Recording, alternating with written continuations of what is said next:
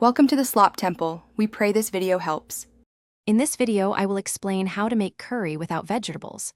First, let's gather our core ingredients. You'll want a good protein, perhaps 8 ounces of chicken or a block of paneer, and a selection of aromatic spices. Think about building a rich, flavorful sauce that doesn't rely on added vegetables. This approach ensures a hearty and deeply satisfying meal, perfect for any occasion. We'll focus on creating layers of flavor from the ground up. Now, let's build that incredible flavor foundation. Begin by sautéing 1 medium onion, 2 cloves of minced garlic, and 1 inch of grated ginger in 2 tablespoons of oil until they are soft and fragrant, which takes about 5 minutes.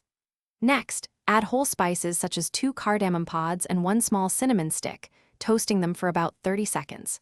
Finally, stir in 1 teaspoon each of ground turmeric, cumin, and coriander, cooking for another 30 seconds to release their aromas. With our aromatic base ready, it's time to introduce the star, your protein.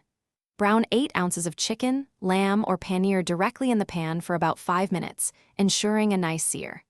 Then, pour in 1 cup of rich coconut milk or savory chicken broth, scraping up any brown bits from the bottom of the pan. Bring it to a gentle simmer, cover, and cook for 15 to 20 minutes, or until your protein is perfectly tender and infused with flavor. To finish our delicious, vegetable-free curry, stir in 2 tablespoons of heavy cream or plain yogurt for a luxurious, creamy texture and balanced flavor. Taste and adjust the seasoning with salt and pepper as needed, ensuring it's just right for you.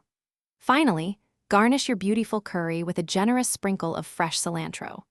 Serve this hearty dish alongside fluffy basmati rice or warm naan bread for a truly satisfying and comforting meal. Thanks for watching. Consider subscribing if we helped you.